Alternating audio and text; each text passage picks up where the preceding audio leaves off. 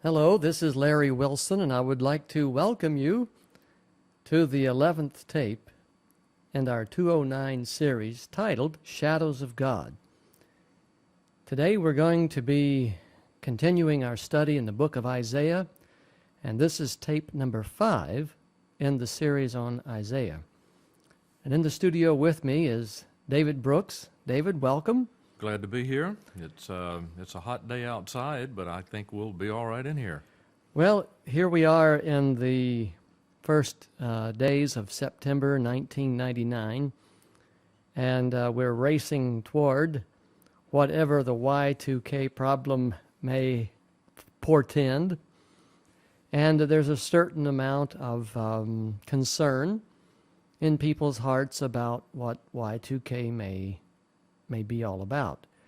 Of course, time will tell, and we just have to wait upon the Lord to see how that's going to play out.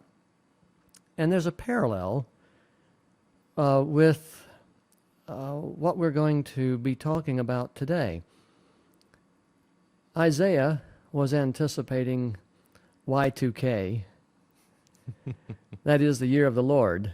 Mm-hmm. And of course, the people to whom he had been sent had really little interest in what he had to say. So if we find a prophet typically has a message to share, has words from the Almighty to give, but there are just no ears to hear. There are no listeners willing to listen. Right. And then the Lord will come along and do something dramatic to get people's attention. Well, in fact, that's what we start with here in chapter 20. Isaiah running around as a naked man for 3 years. How would you like to have that job, David? I think that's a job that the rest of the country would definitely wish not occur. Well, let me ask you to compare nakedness for a moment. I would like for you to contrast the difference between nakedness on the Las Vegas Strip and the nakedness of Auschwitz. How would you compare the two forms of nudity? Well, the one of Auschwitz is imposed, and it is out of control of the naked E. Is that a word? The captive is in a situation where they have absolutely no control of the situation at all. Well, I'm talking about from the third person now, just observing. Well, now I've seen photographs of what the soldiers found when they liberated some of those concentration Is it camps. attractive? Absolutely not. It is deprivation. It is depravity. It is Sickening. yeah. It is really sickening, isn't it's it? really bad.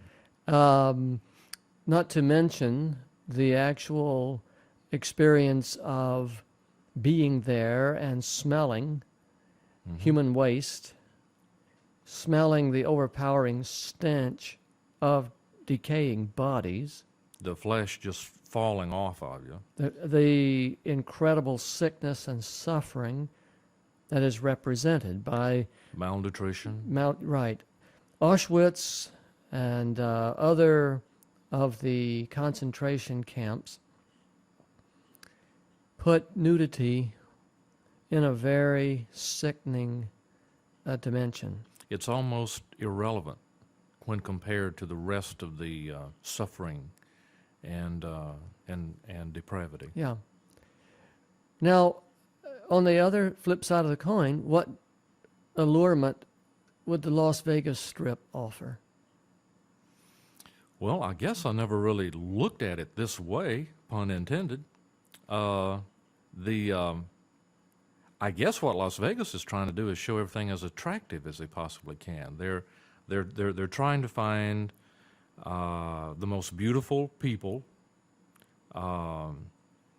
with, they're obviously very healthy, and they're adorned. What adorning there is usually quite extravagant and gaudy to attract attention, and done in a way to excite passions of men toward things that they should not be headed toward.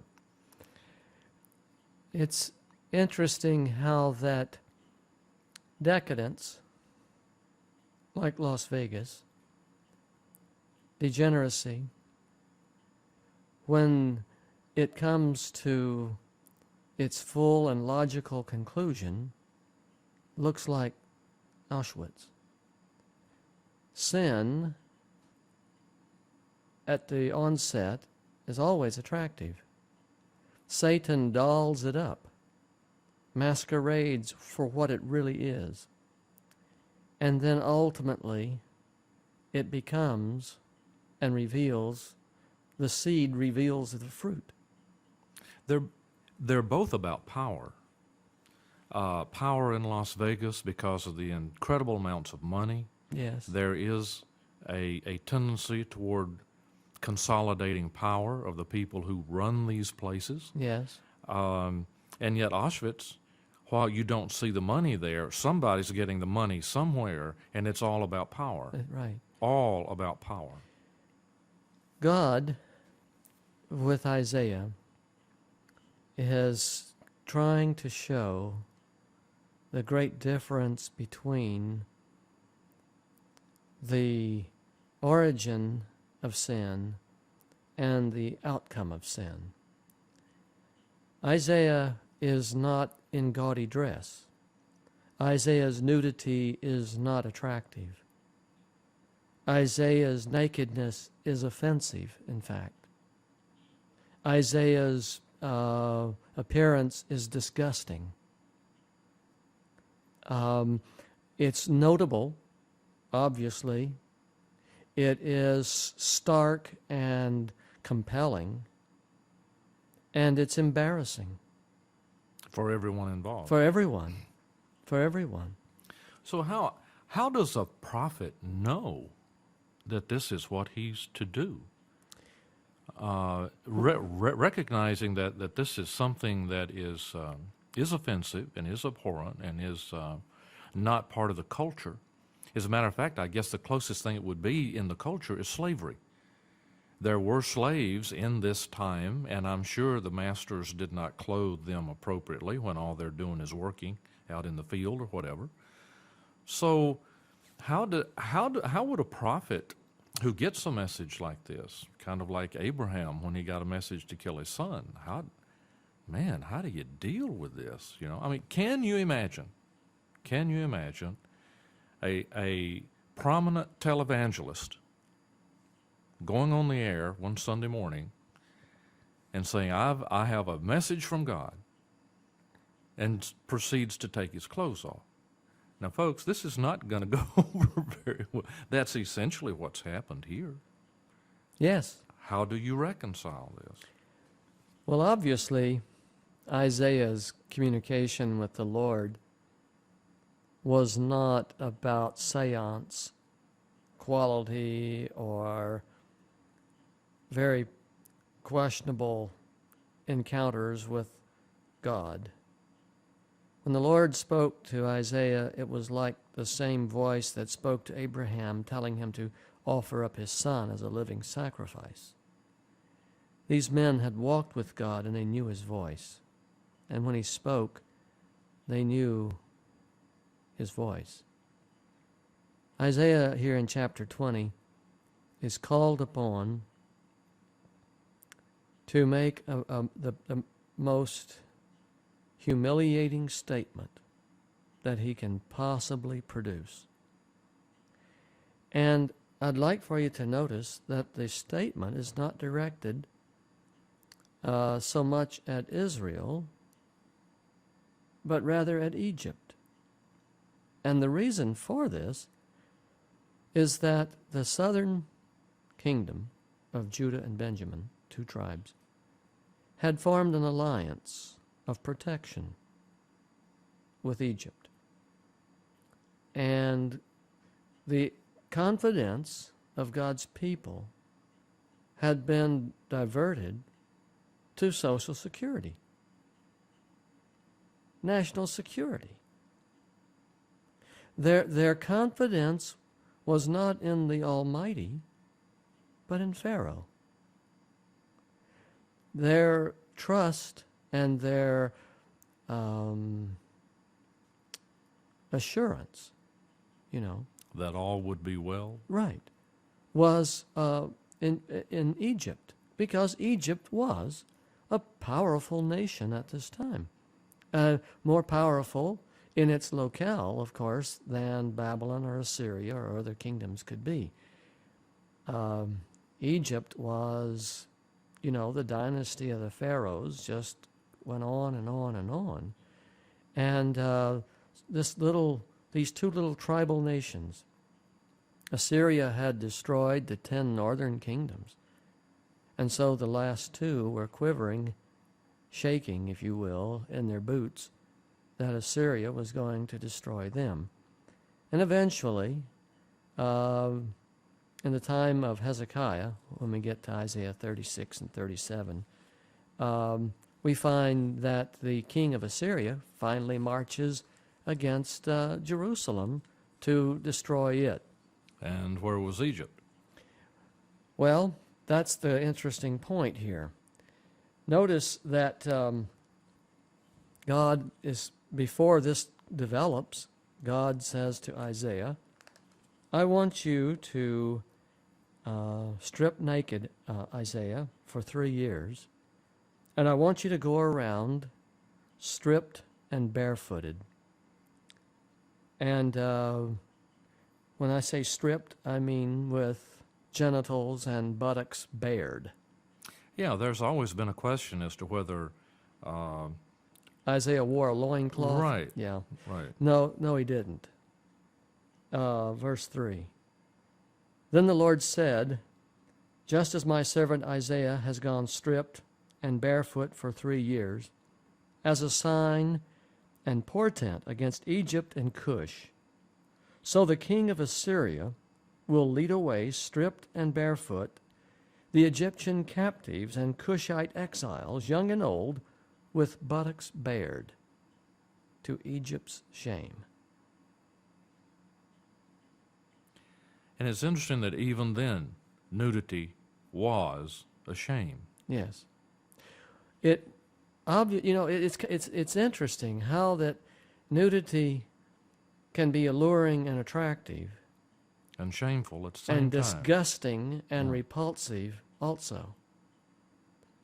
It all depends on the setting. And that was the question that we began, about the Las Vegas Strip and Auschwitz. God is not fooled by dark lights and by dark rooms and flashing lights. God is not fooled by gaudy dress or disguise of any kind. Sin in God's sight is sin. And he sometimes has to strip away the facade in order to get mankind to wake up and understand what sin really is.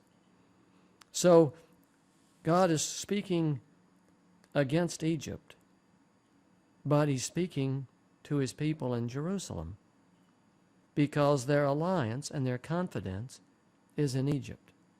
And God is saying the king of Assyria is going to take over.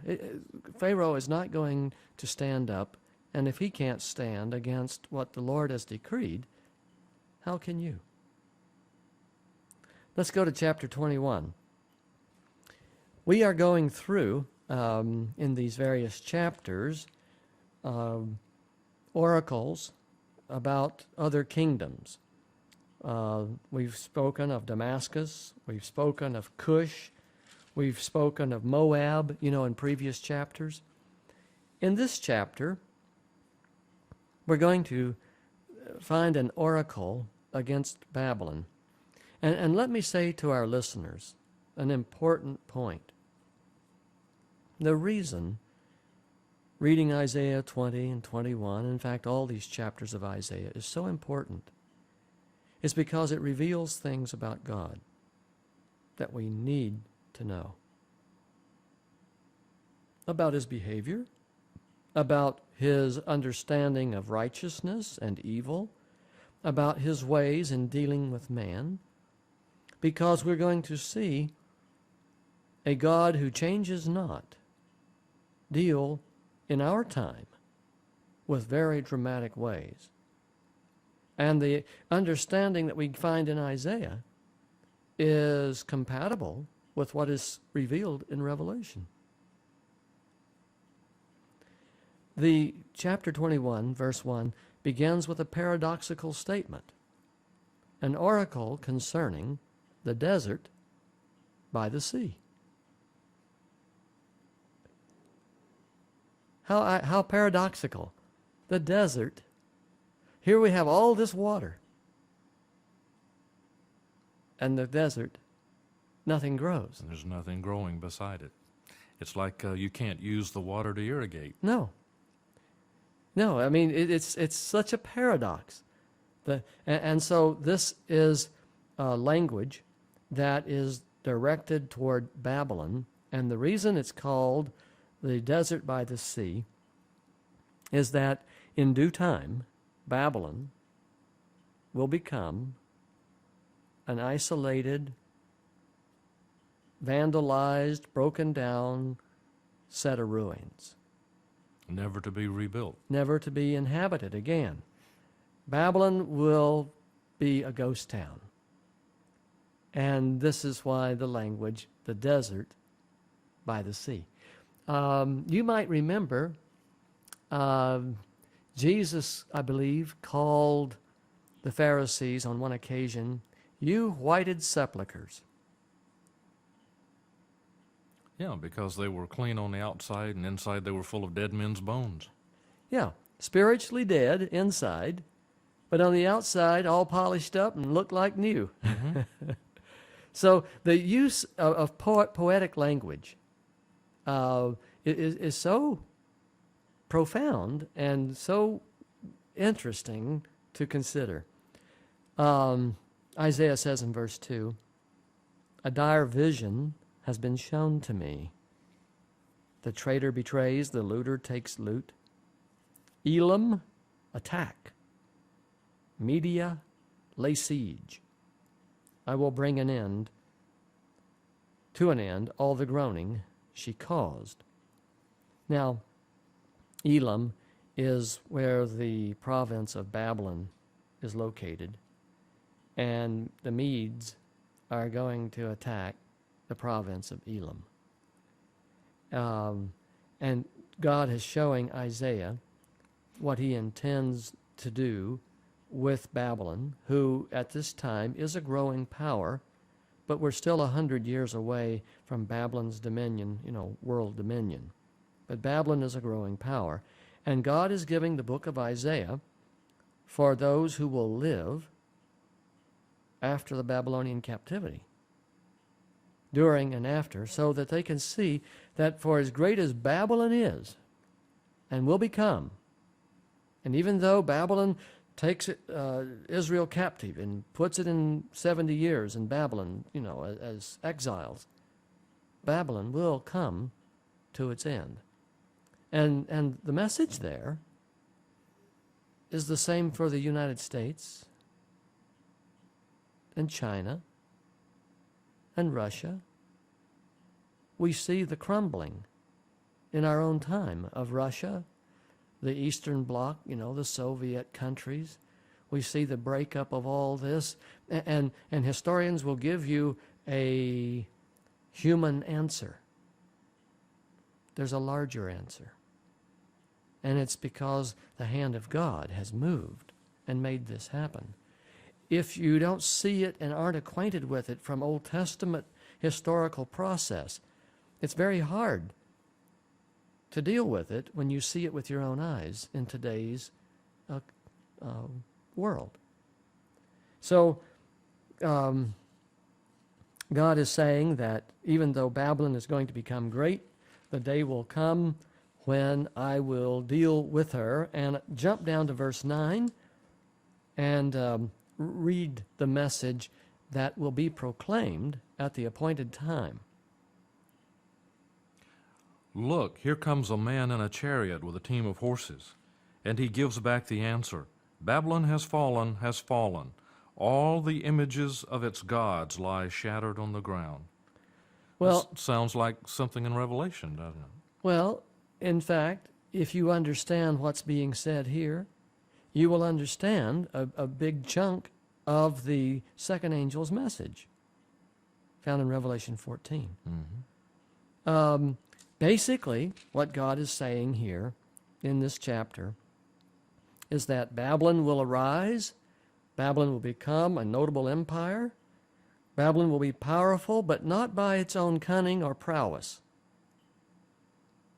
It is because God raised up Nebuchadnezzar, and in his hand God placed the fowls, the birds of the air. Remember the vision where Nebuchadnezzar is the tree, you know?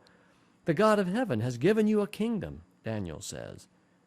And the birds of the air come and land in the branches of your kingdom, and the beasts of the field, they rest in its shade. But it was the God of heaven who set you up and gave you this power and great authority.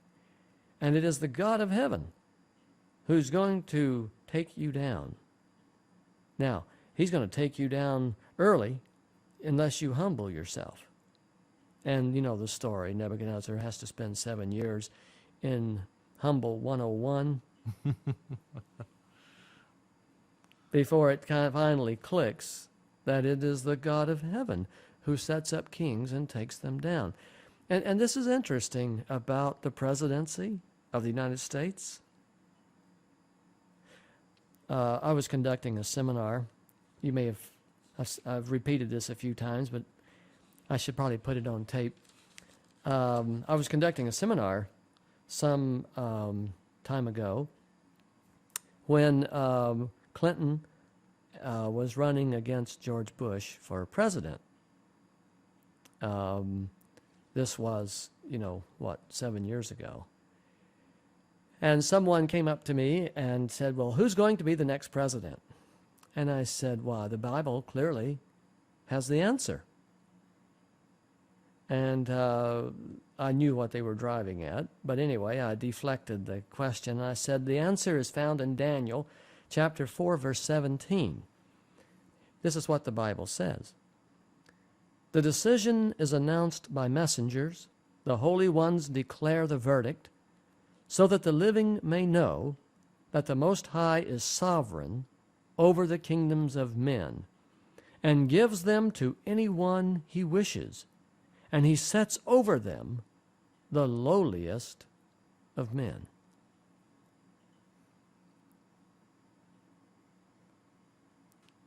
The man who had come up to ask me this question, he said, well, in that case, he said, that means Clinton's going to be our next president.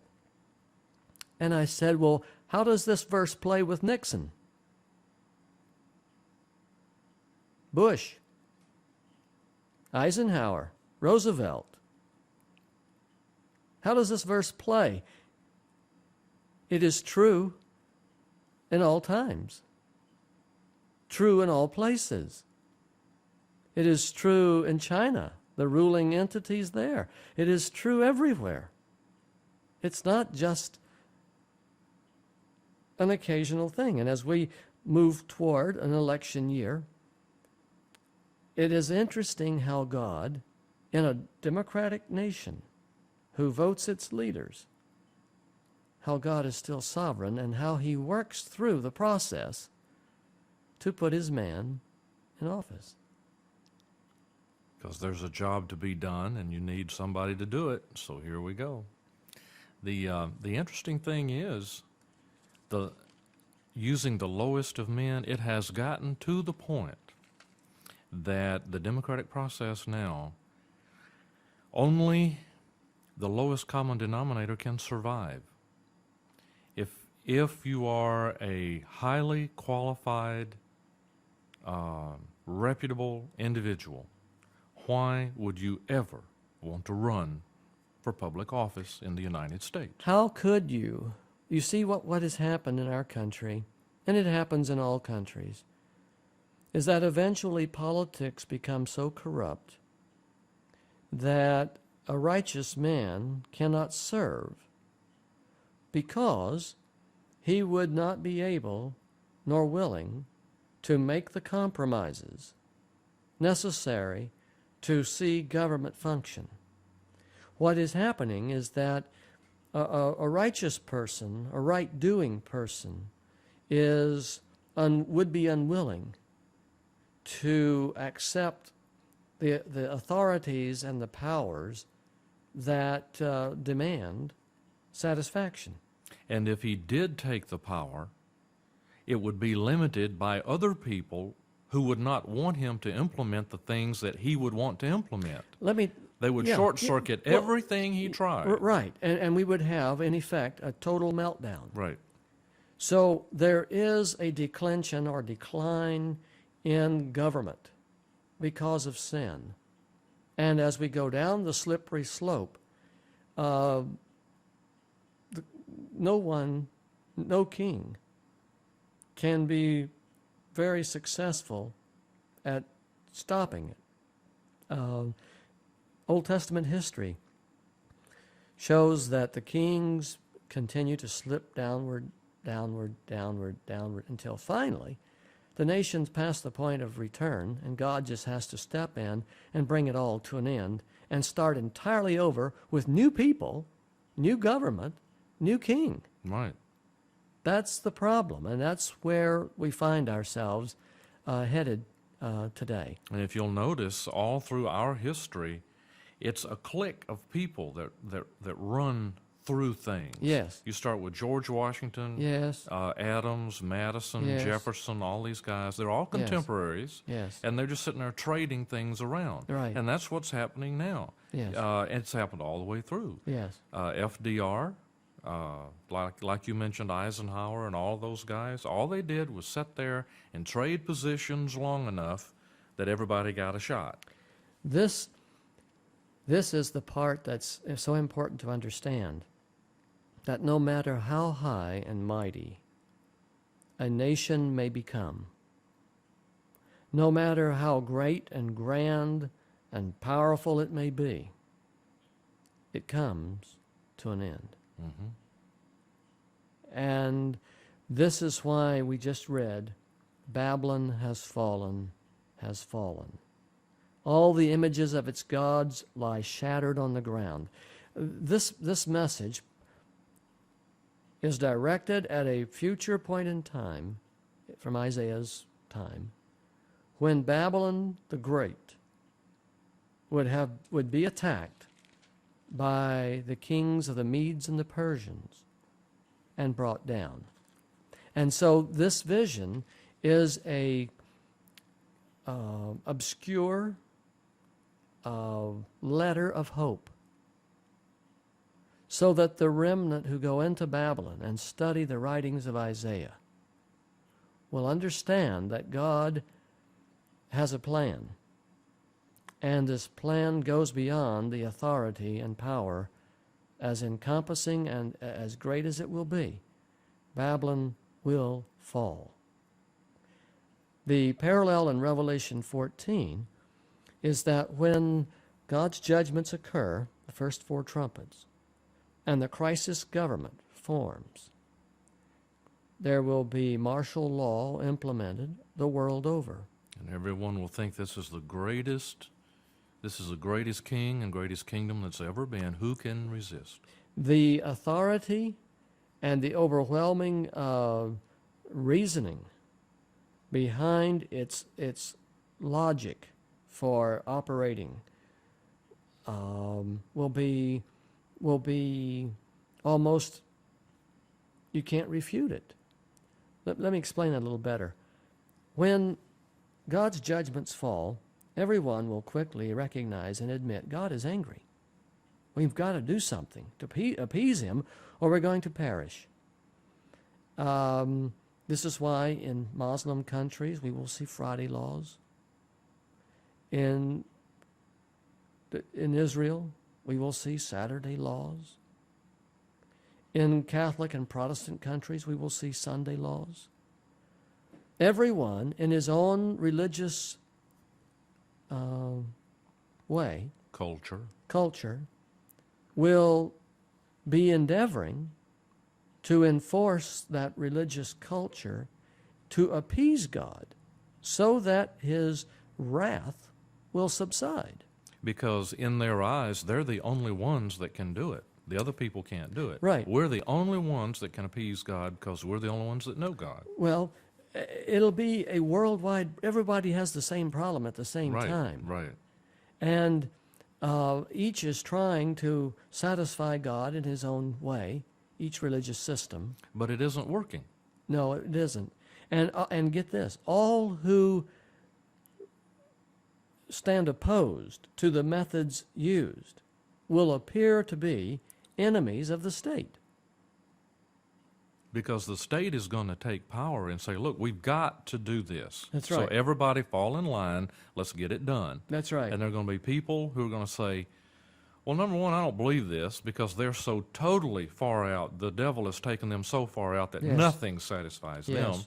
And then you have God's true people who say, now, wait a minute. Yes. That's not what the Bible says we're supposed to be doing. So you've got two types of people out here who are going to be opposed to the government.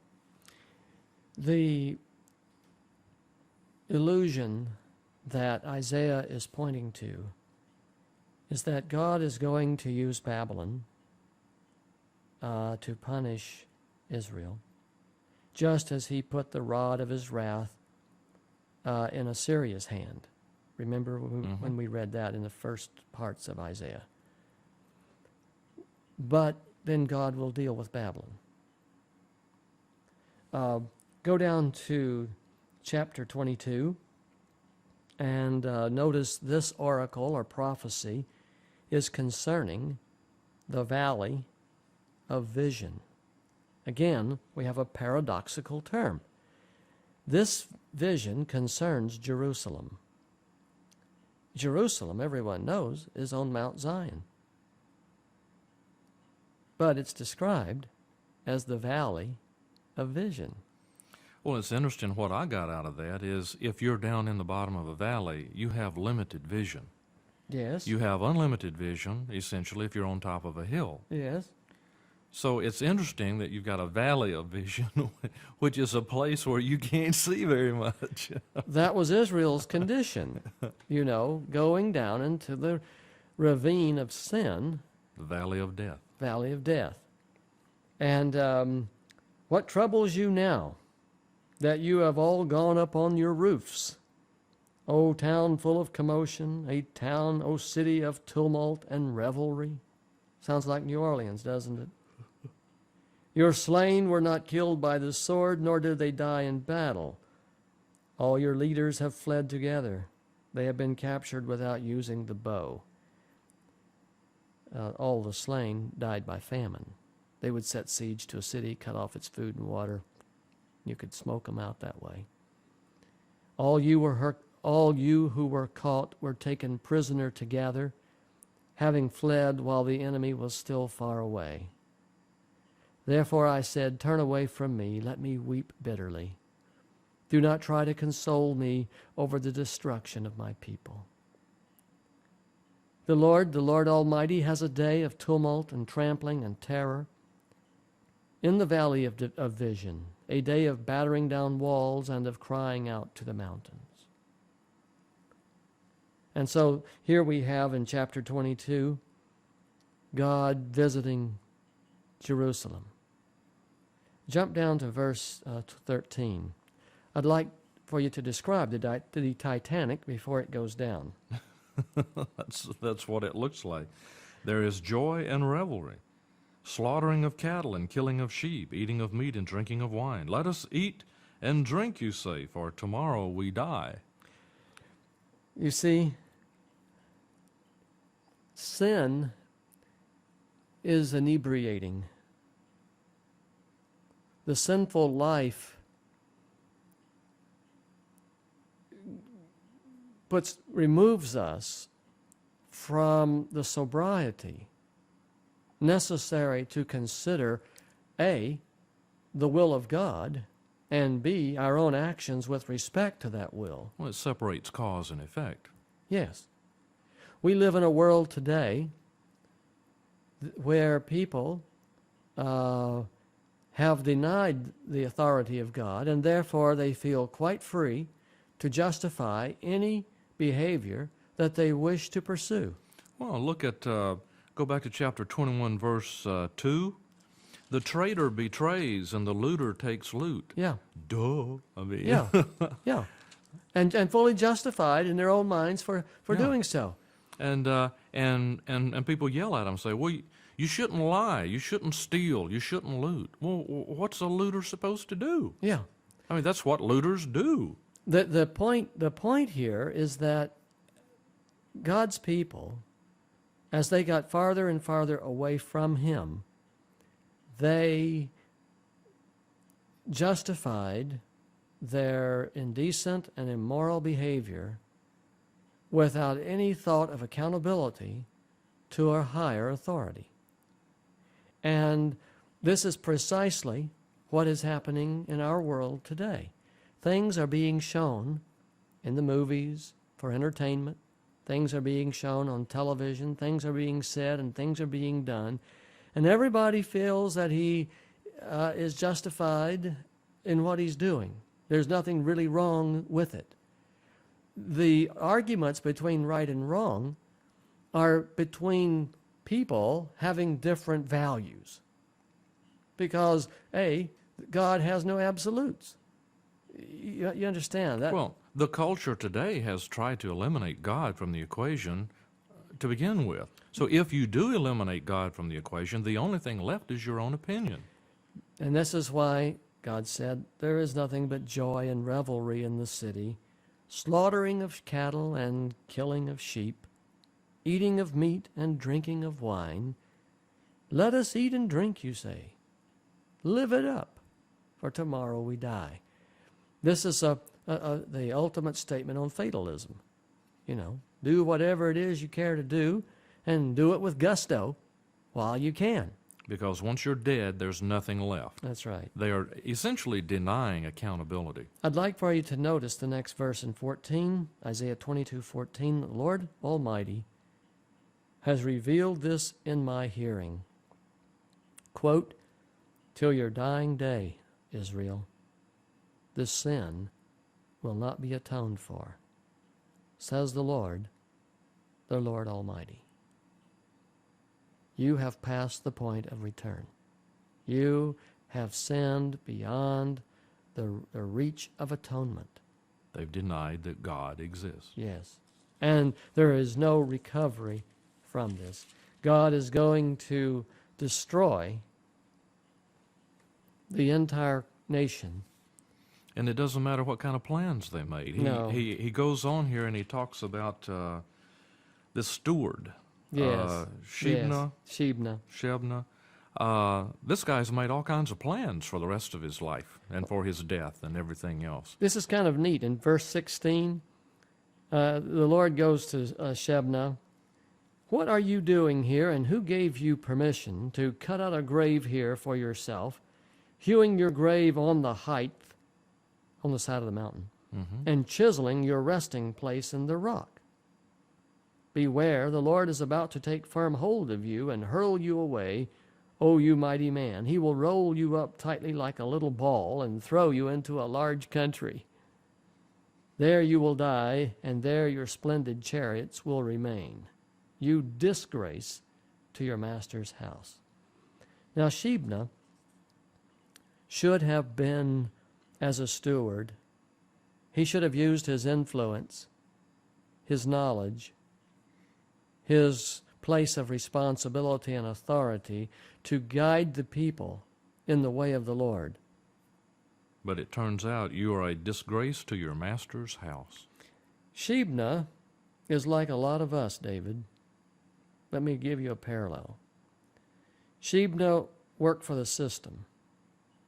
Shebna's whole objective in life as a politician and as a steward of Jerusalem, one of the stewards, His whole objective was to get through being as accommodating and as politically expedient and as savvy as necessary to stay in power and keep power and to acquire wealth. And to preserve his place in history. To preserve the pecking order, in which he was at the top of the heap. In other words, Shebna became very concerned about his own. His concern was his career, Rather than what he was supposed to be doing while he was there. rather than his calling as a steward. As a steward, it was his responsibility to lead the people in the ways of righteousness, to inform the people in the will of God, to communicate and to stand up against the enroachment that sin makes. Isn't there a place in Isaiah where Isaiah talks about the head and the tail of Israel? Yes. Where the Yes. head is supposed to be the, well, let's see, is the head the religious leaders and the prophets, or No, the they tail? don't. The government is the head, and the tail And are the the tail religious all right. leaders. Well, yeah. anyway, at some point in time, if I remember correctly, God's going to cut the head and the tail off the animal That's right. That's right. and just leave a headless and tailless body laying out here in the sun to dry up and wither away. Yes, yes. See, Shebna has gotten so caught up in the system that he has become totally useless as a steward. Systems have great compelling force on people. Soldiers have committed acts of atrocity, and when brought to testify for their actions, they lay the blame at their superiors' feet. Because I was part of the system. I was a career soldier. I just took orders. I did no thinking on my own. I had no accountability except to this person, so deal with him, not me. God says, I don't buy that. I don't buy that at all. You are a thinking, moral, free agent. You should be able to figure this out yourself. You do wrong, you pay for it. That's right. That's right. And so God is saying to Shebna, listen, you wicked servant, you vile steward, you have not stood up for the right. You have not called sin by its right name. You have not done your part in correcting the system. Rather, you've been looking out for number one, what was expedient and comfortable and worked well for you. And with all the wealth you have acquired, you've built yourself a fine mausoleum up here on the mountain. And haven't taken care of the poor and indigent people. You have not done what you were called to do. Therefore, I'm going to roll you up in a little ball and flick you like a... Like a baseball. Like just a- throw you right out of here. Yeah. Yeah. I'm going to throw you out of the land. You are useless. And I will then put my own servant in place who will be a faithful steward. So in Revelation, when we have this beast that has 7 heads, will all 7 heads be cut off and this dead body be laying out there, you know? In fact, in Revelation, all 7 heads will be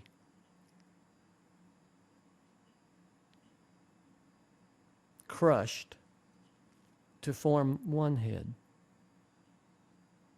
All 7 religions of the world are going to be pressed Consolidated, into one.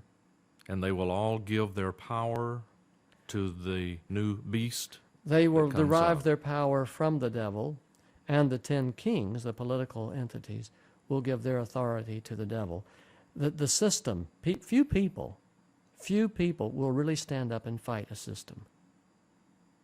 A system has kinetic energy all its own. Most people are afraid of the big system, and they don't want to put forth the energy and the effort to deal with the system. And this is why people say in Revelation 13, who can make war with the system? You just give up your life for no reason at all. Well, the time has come to turn the tape over. We'll take a short intermission, and we'll be right back. Well, welcome back to the second half of tape number 5 in our study on Isaiah, and this is tape number 11 in our series titled Shadows of God. You know, we're going to have to get through with this pretty soon. I can't count past 15, so we've got a problem here. We are in Isaiah chapter 23, and we are discussing some of God's sovereign ways and how God brings everything into accountability. It is easy for the carnal heart and the carnal mind to escape God's scrutiny, to pretend that God can't see, to pretend that God doesn't know, to pretend and to ignore what God has declared. But the fact is, God is not deceived. Everything God does is perfect, and nothing escapes his attention. Basically, what people are doing is giving God the same attributes that they have. Yes. They know they can fool some of the people all the time and all the people some of the time, and they think they can fool God that way too. And that's just it's just really ridiculous to try to give our attributes to an all-powerful God. That's right. That's right, David. In Isaiah 23, we now pick up an oracle against the marvelous and powerful city of Tyre. Tyre is the great trading center on the coast of the Mediterranean. It is north of Israel, maybe 150 miles. It is regarded as one of the great centers of its time, and the book of Isaiah is carefully and methodically showing that God has issues with every nation. We have picked on Egypt, Babylon, Moab, Assyria. We're picking on cities, even Tyre. And notice that what God says in verse 1, "Wail, O ships of Tarshish, for Tyre is destroyed, and left without house or harbor." God is showing through Isaiah, and he's trying to let the survivors of Israel understand that everybody and everything will meet their moment of reckoning. In fact, this is all leading up to a big crescendo that we will see in chapter 26 when God says, "I'm going to take on the world." Right here, he's taking on the then known world, in Isaiah's time and place. And isn't that quite a picture? You know, a lot of these guys who went out sailing on merchant ships and warships would be gone from home for a couple of years at a time. And during their absence, the city would be destroyed. So when they came home, there was no home to come to. Yes. No company, no family, no military unit, nothing. When they come home, they're orphans. I don't know if you remember a story that Rod Serling wrote several years ago. He wrote a story where astronauts take off, and they're going to be gone for 5 years, and when they come back, the Earth has been destroyed. Where do you land? You know, I mean, that's the question. You know, wail, O ships of Tarshish, for your home port has been destroyed. Yes. Yes. The Lord raises the question through Isaiah, who planned, verse 8, this against Tyre, the bestower of crowns, whose merchants are princes, whose traders are renowned in the earth? And then he answers, the Lord Almighty planned it. to bring low the pride of all glory, and to humble all who are renowned on the earth. You know, I remember hearing it said that the world's smallest package is a man all wrapped up in himself. Okay, I buy that. When a man achieves something, that is quite remarkable, he just can't go without lording it over others. And if a person has a lot of wealth, he has a lot of ego. Mm-hmm. Easily offended, easily insulted, he has means and ways to isolate himself, so. Or others. Right, or blackball those who would speak against him. And they're always very proud of their humility. Oh, yes. Oh, Yeah. it's so false, Do you remember the country song, "Oh Lord, it's hard to be humble when you're perfect in every way"? No, I don't, David. That goes back about 10 or 15 years, but Well- that was a hilarious song. This guy just picking fun. Yes, And, yes. Well, the point here in chapter 23 is that God has planned to bring low the pride of all glory, to humble all of the renown of the earth. God is going to do that. And there's a day of reckoning, not only for believers, but for non-believers as well. I want you to understand that the book of Isaiah is not written for the choir. It's not written for church-going people. It's written for any who want to understand their end, no matter whether they believe in God or not, no matter whether they accept the reality of accountability to the sovereign God of heaven. Oh, then in that case, the book of Revelation would be written for anyone, Yes. because it's an idea that everyone on this planet has a right to know what the end is going to be. Yes. Now, you either accept it or you don't. That's right. Turn to Isaiah 24. And this is where the sum of the last 10 chapters is brought to focus. It's a pretty stark picture. It sounds like the first trumpet to me. Behold, the Lord is going to lay waste the earth. Under plan A now. Under plan A. Mhm. Right. I want you to notice how he's going to do this. The Lord is going to lay waste the earth and devastate it. He will scatter its inhabitants. It will be the same for priest as for people, for master as for servant, for mistress as for maid, for seller as for buyer, for borrower as for lender, for debtor as for creditor. The earth will be completely laid waste and totally plundered. And then the kicker is, the Lord has spoken this word. Yes. This is a promise. So the playing field is going to get level. It doesn't matter how rich you are or how poor you are, you're going to be in the same boat.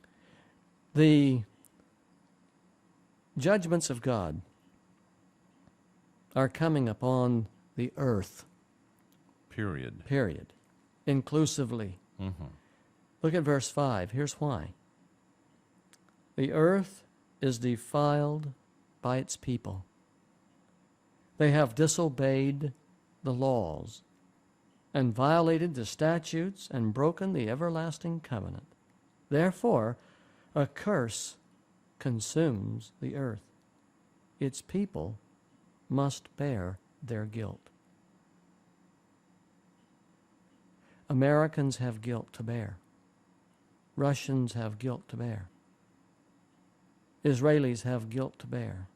Chinese, Chinese, Koreans. Indians. Mm-hmm. Everyone has guilt. Every nation has guilt to bear.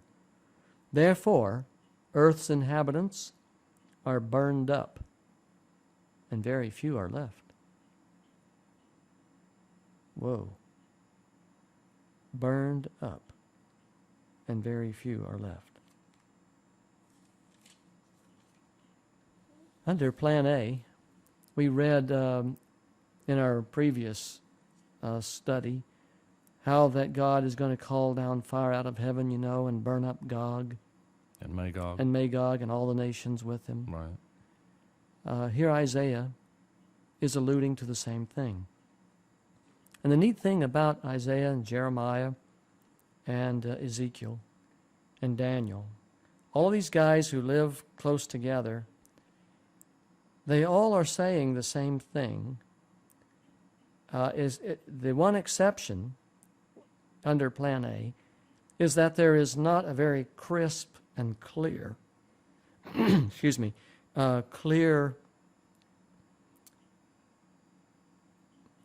chronological order stated in how this is going to come to pass. They just kind of hit picture here, picture there, picture there, picture there. Right. The reason that that I would offer that God didn't give that crisp, clear chronological order under Plan A is because Christ himself, Messiah, would have been, under Plan A, directing all of this from Jerusalem and laying out the plan as the time came. You understand what I'm saying? Mm-hmm. So the people would have known and would have understood. Well, he was going to send out the Israelites throughout the entire world to tell them. Right. Well, he's right. got to tell them Right. first, then they go tell everybody else. So the sequence could be given once he got here. Yes, yes. In these next verses, the Lord deals with all the world, the cities of the world, the great cities, and he's talking to all of them collectively. Verse 8, the gaiety of the tambourines is stilled. The noise of the revelers has stopped. The joyful harp is silent. No longer do they drink wine with a song. The beer is bitter to its drinkers. The ruined city lies desolate. Verse 13. So will it be on the earth and among the nations, as when an olive tree is beaten, or as when gleanings are left after the grape harvest. Verse 17. Terror and pit and snare await you, O people of the earth. And the last part of verse 18. The floodgates of the heavens are opened. The foundations of the earth shake. The earth is broken up. The earth is split asunder. The earth is thoroughly shaken. Do these sound like global earthquakes to you? Global earthquakes in Isaiah? Global earthquakes in Revelation? I mean, can you see under Plan A and in Plan B, there are so many parallels. So many parallels. The earth reels like a drunkard. It sways like a hut in the wind. So heavy upon it is the guilt of its rebellion against God that it falls, never to rise again. In that day the Lord will punish the powers in the heavens above and the kings on the earth below, meaning that there will be signs in the sun, moon, and stars. Incidentally, the falling of the stars is kind of a symbolic expression of the falling of the kings of the earth. The darkening of the sun and the turning of the moon to blood red, these are signs that portend the collapse of the powers and the structure, the infrastructures of earth. And God constantly is renewing, in that day the Lord will punish the powers in the heavens above and the kings of the earth below. The parallel between the powers of heaven and the powers on earth. And it also portends anarchy. Yes. I mean, if there is no civil government, Babylon absolutely is in power because there is no one in charge. Total confusion. The moon will be abashed, the sun ashamed. For the Lord Almighty will reign on Mount Zion and in Jerusalem before its elders gloriously. Now, Plan A included the following concepts. Let me just sort of go back and synthesize them and make sure that our listeners understand what Plan A was all about. Here we are 100 years prior to the Babylonian captivity. Israel has become apostate. The 10 northern tribes became so useless that God had them entirely destroyed in 722 BC. Shalmaneser V, the Assyrian king, destroyed them. That left the 2 tribes, Judah and Benjamin. Judah and Benjamin continued in their apostasy and became so decadent that eventually, 100 years later, God sent Nebuchadnezzar, king of Babylon, to capture Israel and haul them off for 70 years. All the time prior to this, God has been speaking through the prophets, indicating that he's going to restore a remnant back to the homeland, and he's going to give, from Daniel we know, 490 years of probationary time for his people to get their act together. If they will get their act together, if they will cooperate with him, if they will do what he needs done, then he's going to bring about the end of sin. He's going to bring an end to the world. Jesus is going to come as Messiah at the end of the 69 prophetic weeks, Jubilee weeks. Christ will begin his ministry at the commencement of the 70th week. In the middle of the week, Christ would die to confirm the covenant of salvation, because without the shedding of blood there is no remission for sin. And after and upon his resurrection, rather than ascending to heaven as he did, Christ would have stayed here and begun the establishment of his kingdom on earth.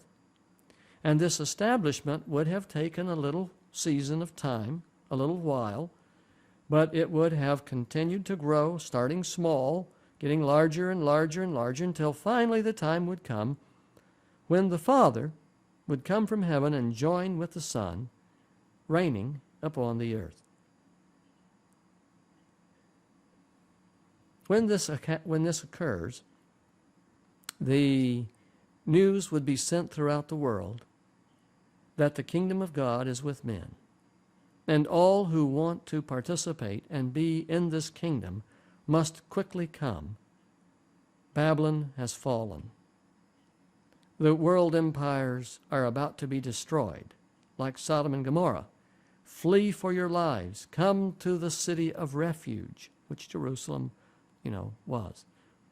Jerusalem was the 7th holy city of refuge. The children of Israel would have been sent out into all the world, gathered up the saints in all the different religions of the world. God would have, if necessary, dried up the Nile and the Euphrates and built a highway so that expedient, progress of reaching the destination would be possible. And the Egyptians and the Assyrians and those from Tyre and Sidon and wherever could come and be part of the New World Order. And then God would raise up the king from the north by the name of Gog, who would lead the other nations in rebellion against Jerusalem. God would bring fire down out of heaven and burn them up, and we would have then the creation of a new heaven and a new earth that's spoken of at the end of Isaiah. This is why God says, over here in Isaiah, behold, verse 17, chapter 65, I will create new heavens and a new earth. The former things will not be remembered, nor will they come to mind. Be glad and rejoice forever in what I will create, for I will create Jerusalem to be a delight and its people a joy. I will rejoice over Jerusalem and take delight in my people. The sound of weeping and crying will be heard in it no more. See, under Plan A, from one Sabbath, over here we read, from one Sabbath to another, from one new moon to another. Isaiah 66, verse 23. All mankind will come down and worship before me, says the Lord.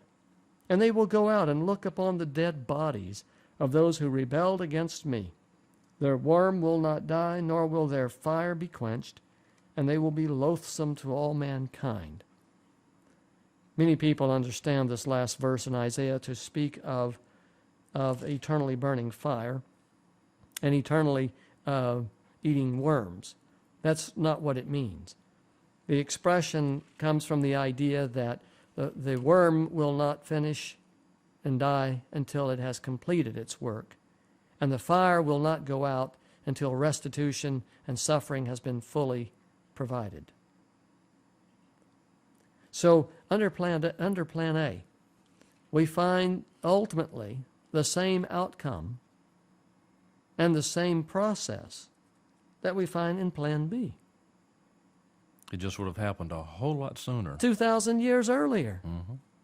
Now, do I understand that this would have all been accomplished at the end of the 70th week or at the beginning of the 70th week? At the beginning of the 70th week, Jesus would begin his ministry, AD 27. He dies in the middle of the week, Right. which is AD 30. Then upon his resurrection, he would have begun the establishment of his kingdom, which would have continued on beyond the 70th week. Right. And the Bible doesn't say just how long that time period would have been, but I take that it would have been within a generation. 50 years, It would make sense. a jubilee, Yeah. you know.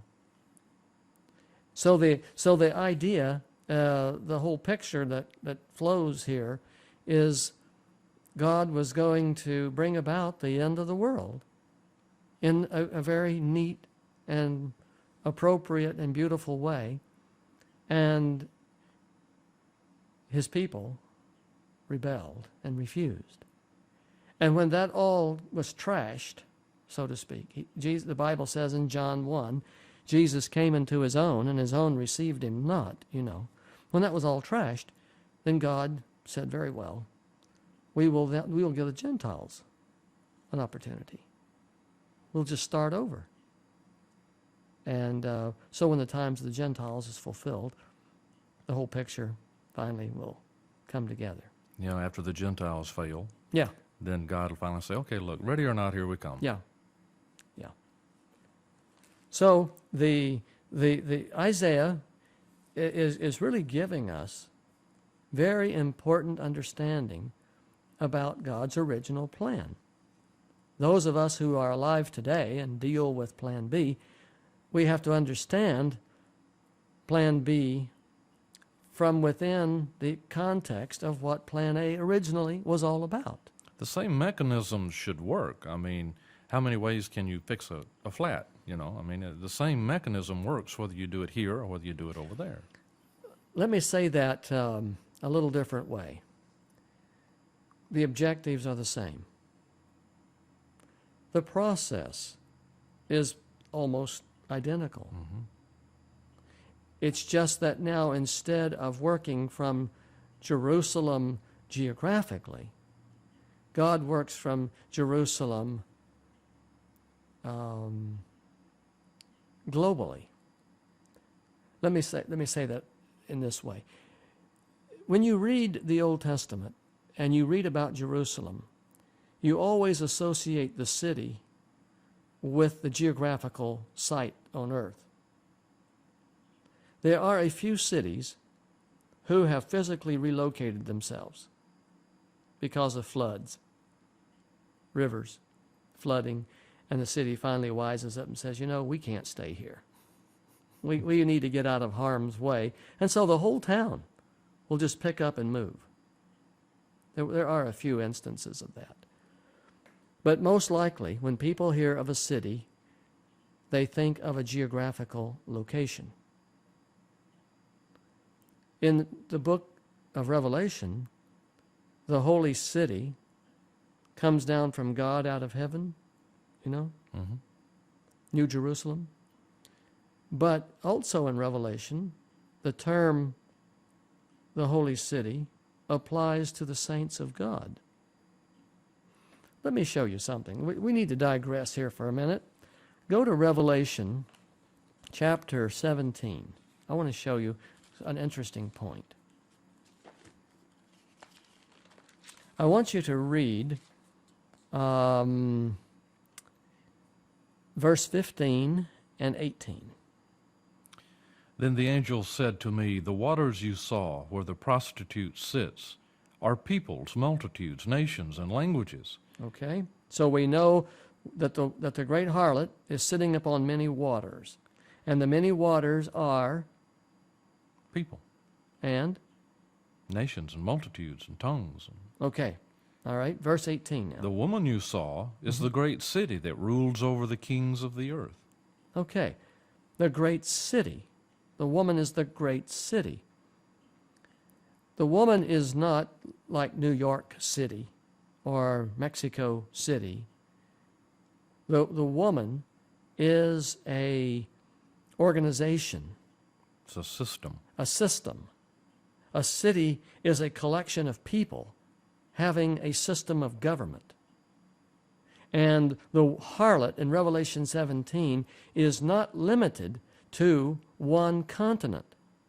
Well, it says here, mystery, Babylon the Great, the mother of prostitutes and of the abominations of the earth. Yes. It doesn't say of the local region. No. The harlot is the great church-state government that will rule over all the earth. And she sits upon nations, multitudes, languages, and peoples everywhere. A city is defined as a collection of people who then make a group of buildings. We refer to the buildings as the city, but actually it's the people that make the city. Now, the reason that I'm bringing this up is flip back to Revelation 11, verse 8. When the two witnesses are killed, tell me where they lie. Well, let's see here. Their bodies will lie in the street of the great city, which is figuratively called Sodom and Egypt, where also their Lord was crucified. They're lying in the streets of the great city. Who is the great city? Well, apparently it's this woman over here. That's correct. That's correct. So it's the system. It's the system. And the idea of lying, dead bodies lying in the street of the great city, is Old Testament language indicating that when the two witnesses have finished their work, they are so despised, so ridiculed and hated, that they will not be given the dignity of death. Well, they'll just become ineffective.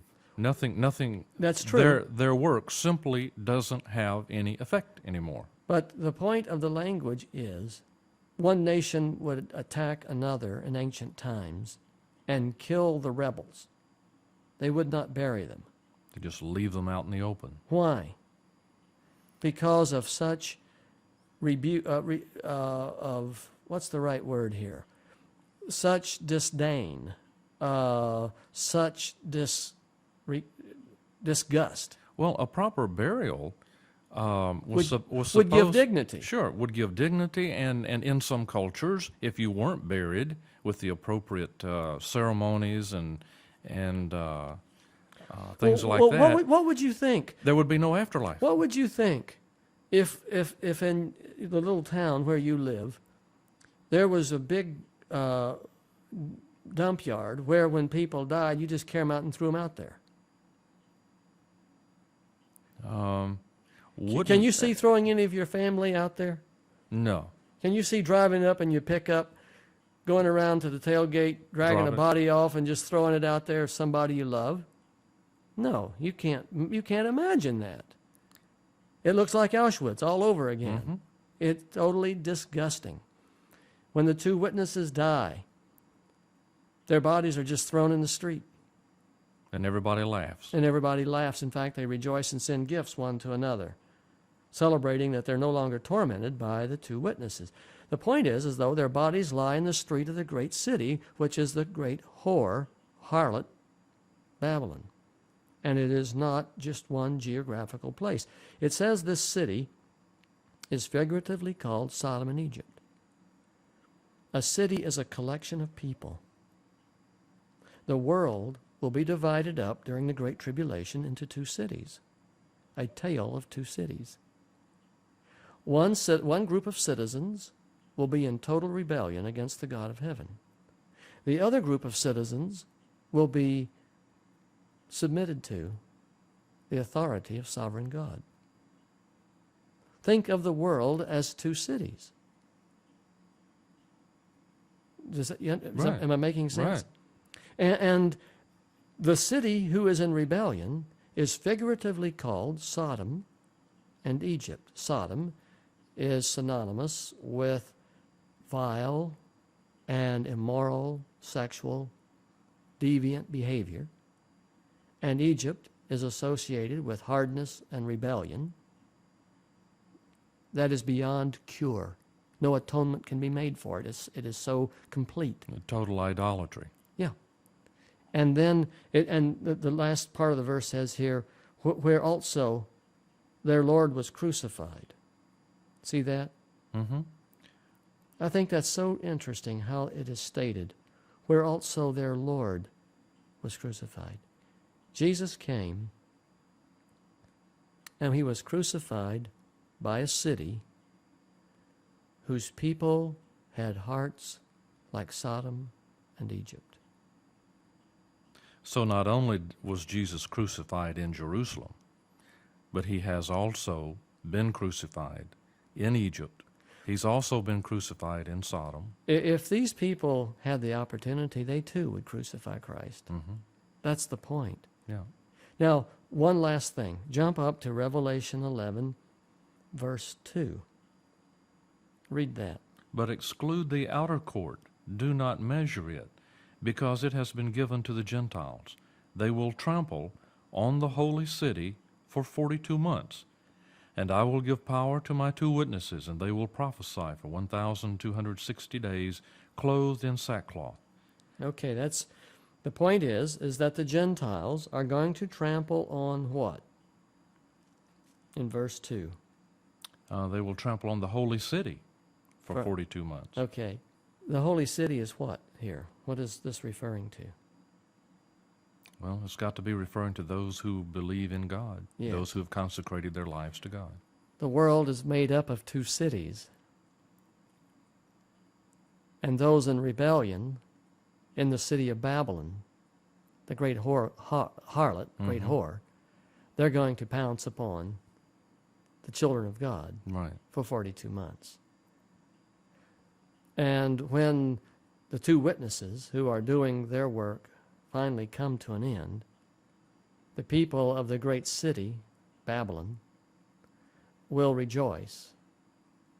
They won't even, and they despise the 2 witnesses so much that there is no dignity extended to them when they end. I notice it doesn't say what the other city, what the holy city does when the 2 witnesses die. I can tell you what they do. They run for their lives. Because it's over. Yeah. The offer of salvation at the end of the 1260 days is concluded. And the saints realize that now they must run and hide while the wrath of the Lord passes by, passes over. Passes over. And we read that the other day, just here in Isaiah. Mm-hmm. I don't know if I can put my finger on it quickly here, but I wanted to see if I could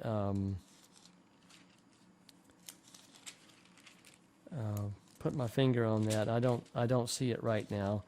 But the idea was that God's people were to go into the inner room and hide until the Lord's wrath has passed over, and God has done His strange work. I think it actually uses the word Passover. doesn't Yes, it does. And if I had my computer here operating, I could quickly point that out, but I can't. My instant recall just left me. Okay, so coming back to Isaiah then, God has a plan under Plan A, and it's not unlike what is in Plan B. The neat thing about Plan B is that most of all of the establishment of God's kingdom happens without God being here now. Now say that again. Under Plan B, Jesus, instead of being on earth and directing the show from Jerusalem as he would have been, is in heaven directing the show from New Jerusalem, And the Holy Spirit from the is holy here. from the holy city Mhm. in heaven. And so this is why we have the prophecies of Revelation and the rest of Daniel to explain to us and to help us to understand in advance what God is going to do, because he won't physically be here to conduct it, so that everyone can understand the map, the game plan of what God is going to do and how he's going to do it. Whereas under Plan A, he would have physically been here and would have directed and explained it all as we were going through, as his children were going through it. Under Plan B, he's not here. He's got to do it from heaven. Mhm. So that's the main difference between A and B, other than timing. Okay, let's move on to the last part of chapter 25. This is kind of neat. Verse 6. Notice verses 6 and 7 and 8. Read those for me. On this mountain the Lord Almighty will prepare a feast of rich food for all peoples, a banquet of aged wine, the best of meats and the finest of wines. Okay, let's stop there for the vegetarians. We've got everybody freaked out now, haven't we? You've heard of the wedding banquet Mm-hmm. in Revelation? Yeah, where everything is there. The Yeah. best of everything. The best of everything. The best of everything. Under Plan A, God would have conducted the banquet on earth prior to the full establishment of sin, the destruction of sin. And God would have prepared a rich feast with the best of wine and the best meat and food. Remember, they were celebrating Passover.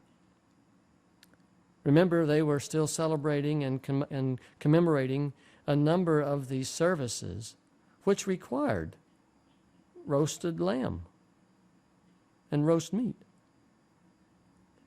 Eventually, all of that would have been done away with when God created the new heaven and the new earth.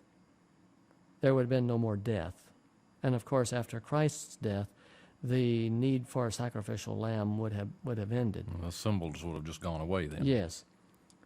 But the point is, under Plan A, God would have been among men, and this thing would have unfolded as he brought and taught the people along.